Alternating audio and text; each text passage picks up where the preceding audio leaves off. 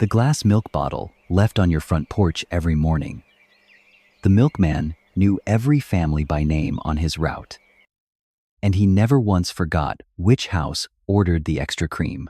That was life in small-town Georgia in the 1950s, where every neighbor knew your name. Doors didn't need locks, and the days moved slowly enough that you could actually hear a morning passing. In the 1950s, over 2 million Americans lived in the small towns and rural counties of Georgia, roughly the same as the combined population of Atlanta, Birmingham, and Memphis today. These were mornings when country music from the kitchen radio drifted out to the yard. Breakfast always meant biscuits and gravy, and Monday felt no different from Friday because both started the exact same way. This is the story of those mornings, those family suppers, and the most ordinary moments of a way of life that no longer exists the way it once did. Let's start at 5:30 in the morning, when the small wood frame houses of Georgia were still dark, but the kitchen stoves were already warming up. The woman of the house was up before anyone else, not because anyone told her to be, but because that was simply how a Georgia morning in the 1950s ran. The gas burner came on, the kettle went up first, then the biscuit dough was worked across the yellow Formica counter, and the smell of butter, melting in a hot cast iron pan, woke the whole household more reliably than any alarm clock ever could. The wood frame houses of Georgia back then usually had 2 or 3 bedrooms, no air conditioning, and in summer, you relied on a standing fan and hoped the wind came from the right direction. When the sun rose high enough to make out a neighbor's face, you could hear the same morning repeating itself in every house on the block. The push of a screen door, slippers on porch steps, the man of the house shuffling out for his paper. Breakfast in Georgia back then was not something you grabbed on the way out the door. It was something you sat down for together. Do you remember that feeling? When breakfast wasn't something to get through, but something that happened at an entirely different pace. A pace that almost nobody lives inside of anymore. Memory. The man of the house left for work at 7, usually on foot or driving to the lumber mill, the brickworks, or the nearest cotton farm, the economic backbone of rural Georgia in those years. A weekly wage in rural Georgia in the 1950s ran between $40 and $60, enough to cover the rent, buy groceries for the week, and set a little aside for emergencies. Meanwhile, the children had their own morning schedule, walking half a mile to school, metal lunchbox in hand, and nobody worried about them making the trip alone. That metal lunchbox was something nearly every child in Georgia carried in the 1950s, usually holding a sandwich, an apple, and sometimes a piece of gingerbread wrapped in wax paper. The elementary school in a small Georgia town was usually a 1-story red brick building with a ceiling fan turning slowly in summer and a large cast iron stove in the corner in winter. And then, after everyone had gone, the woman of the house stayed behind with laundry, cleaning, and cooking for dinner. All of it done without a washing machine, and sometimes without hot water running from the tap at all. The residential streets went quiet again by 8:30 in the morning, and that quiet was not emptiness. It was the breathing of a town at work. Meanwhile, down at the center of town, a working day was getting started in a way that you very rarely see anymore. That was the main street of Georgia, and in the 1950s, it was not just a place to buy things, it was where a community confirmed its own existence every single day. And now, let's take a moment to really step inside that main street. The general store in a small Georgia town in the 1950s had no plastic carts, no barcodes, no piped-in music, just creaking wooden floors, and a storekeeper who knew what you wanted before you finished asking. He knew your name, your father's name, and most likely knew you still owed him from last month because he had it written in the small ledger kept right under the counter. Think about this. In 1955, there were over 15,000 small general stores, like this one operating in southern small towns alone, more than the total number of Walmart stores operating across the entire United States today. The barber shop was the second most important place after the church in the Georgia men's community of that decade. Not because of the haircuts, but because that was where the real news actually traveled. The red, white, and blue rotating pole out front needed no sign at all. You could spot it from 2 blocks away. And you knew exactly what it was. And you knew there would be a seat to wait in and something worth listening to. Also, on that same street, the diner opened at 6 in the morning and closed when the last customer walked out. The menu never changed because it never needed to. For millions of Americans who grew up in towns like these, the memory of a doorbell chiming when you walked into a shop was not a small detail. It was the sound of feeling safe. Memory. Summer in Georgia in the 1950s was not something you enjoyed. It was something you endured by learning how to live alongside it. Summer temperatures in Georgia regularly pushed past 95 degrees Fahrenheit for weeks on end. With no air conditioning, nothing but shade, an ice water pitcher sweating on the counter, and a standing fan turning slowly in the corner. That standing fan in the living room corner turned slowly all through a summer night. Not cooling much, but its steady hum was the lullaby of an entire generation that grew up before air conditioning existed. The children of a Georgia summer, in those years, had no pre-registered summer camps, no scheduled activities, no tablets. They had 3 months and the neighborhood as their playground. They played baseball on vacant lots, fished in the creek behind a neighbor's property, and in the evenings, caught fireflies in glass jars, things that many city children today have never done once in their lives. The Baptist church on the corner was not just a Sunday morning destination. It was the most important social institution in the small Georgia town of that decade, coordinating everything from weddings to funerals to community gatherings. On Sunday morning, the whole town went to church. People wore their best clothes of the week. And the rituals of that morning, a freshly pressed white shirt, polished shoes, a light splash of cologne, created a shared rhythm for the whole community. The main street of those small towns was not just a street. It was the place where a child first understood that they belonged to something larger than their own family. The midday dinner at home was usually the heaviest meal of the day in rural Georgia back then. Rice, braised meat, boiled okra, and cornbread. Enough to carry a field worker through the whole afternoon. Agricultural work in Georgia in the 1950s was still hard physical labor. Mechanical harvesters were starting to appear, but most cotton planting and picking still relied on human hands and mule teams. In 1950, Georgia produced over 700,000 bales of cotton per year, enough raw fiber to clothe roughly the combined population of North Carolina and South Carolina today.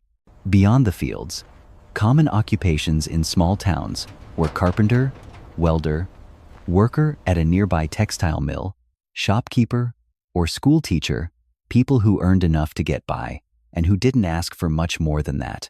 At the town drugstore, the soda fountain counter was the place children dreamed about after school. A Coca-Cola poured from the fountain machine over shaved ice, perched on a spinning stool. That was the luxury of that generation. By 1955, around 8,000 drugstores with soda fountains were still operating in small American towns. A number that the 1970s would reduce to almost nothing. Do you remember the first time you sat up on one of those tall spinning stools at the soda counter, and the feeling when the cold glass was set down in front of you? Memory. The drive-in movie theater was everywhere across the South in that decade. Georgia had over 150 of them by 1955, and Friday nights packed them from entrance to back row. The whole family squeezed into the two-tone car, drove into the lot, hung the little speaker on the window glass, and watched a movie under the Georgia stars without dressing up or keeping their voices down. The cars of the 1950s were enormous machines, bright chrome trim, tail fins flaring out back, vinyl bench seats wide as a sofa, and in summer, with no air conditioning, you drove with the windows down and the wind in your face. The engine sound of those 1950s Chevys and Fords was entirely different from anything on the road today. Heavier, louder, it had a certain authority, and when you heard one start up in the morning, you knew the day had begun. The radio was the small-town Georgia household's window to the outside world, not television. Because in the early 1950s, few rural Georgia homes could yet afford a black and white set. By the late 1950s, television ownership in America had risen from 9% in 1950 to nearly 90% by 1960, a rate of adoption that had never been seen before in the history of communications. When the first black and white television appeared in a living room, it rearranged the entire way a family sat together in the evenings, from facing each other toward facing a small glowing screen. But before television did that, evenings in Georgia still belonged to the front porch and the neighbor conversations that lasted until the mosquitoes forced everyone inside. The county fair was the biggest event of the year in many Georgia counties that decade. Not because it outscaled everything else, but because it was the one thing that gathered people together long enough to actually know one another. The smell of popcorn, cotton candy, and livestock from the animal exhibit all mixed together into something that, if you caught it just once more, you would know immediately exactly where you were and how old you were that year. By late summer, when the mornings began to cool, adults knew winter was coming from signs that needed no weather forecast. The crickets slowing down, the smell of the first wood fire starting up somewhere down the street. Autumn in Georgia, in those years, was a season of preparation, putting up food for winter, ordering coal, patching a leaking roof, and checking that the furnace actually worked before the real cold set in. The party line telephone, one wire shared by 3 or 4 households, taught people more about patience and courtesy than any classroom lesson ever did, because you always had to listen first to make sure the line was free before you started your call. The community life of the small Georgia town of that decade was held together by an invisible social infrastructure. Neighbors watching each other's houses when someone was away, bringing food when there was a death, and remembering birthdays without any algorithm to remind them. Those things, the glass milk bottle on the porch, the barber who remembered your name, the handwritten letter from the city, the church bell on the hour. They were not small things. They were the way a small community told each of its members, "You belong here. We know who you are, and we are paying attention to you." And then there were the things that disappeared completely, not because anyone decided to end them, but because the world changed around them, and they simply had no place left to stand. The milkman disappeared when supermarkets arrived, and packaged milk became cheaper than delivering bottles door to door. By the late 1960s, most rural Georgia milk routes had closed for good. The drugstore soda fountain vanished when pharmacy chains arrived and young people moved to cities, and there simply weren't enough young people left in town to sit on those spinning stools anymore. The party telephone line disappeared in the 1970s when telephone companies upgraded their infrastructure. And with it went the small art of waiting and listening to make sure the line was clear before you spoke. Georgia's drive-in theaters declined from over 150 in 1955 to fewer than 20 by the late 1980s, and most of that land is now a shopping center or a parking lot. If you grew up in Georgia in that decade, you know exactly what a certain Friday summer evening felt like when your father's car turned into the drive-in lot and everyone in the car went quiet at the same time. Memory. Those things did not disappear because they were inferior. They disappeared because what replaced them was often cheaper, more convenient, or simply less demanding of patience. But something went with them. Something you didn't realize you had lost until it was already very far gone. Still, here are those who were born in Georgia in the 40s and 50s. They are the last generation carrying the living memory of that way of life, not from books, but from the actual smells and sounds of it. And those memories matter more than we think, not because the past was better than the present, but because they are evidence that a different way of living once existed and once nourished people very fully in its own way. And now the day is beginning to tilt toward afternoon, the Georgia sunlight turning a deeper gold, and the man from the lumber mill or the factory is about to head home. From the kitchen, there was already drifting a smell that decades later you would still recognize instantly if you encountered it again. Rice cooking, meat braising, and cornbread browning in the oven. That was the smell that told everyone in the house the working day was nearly over and something good was coming. It was the smell of a family gathering itself back together. And with that, a day in 1950s Georgia began its most beautiful ending. Some things from that time can still be found if you know where to look. A few streets in Savannah still carry the feeling of a Georgia neighborhood from the 1950s, with their moss-draped oaks and wood frame houses that haven't yet been replaced.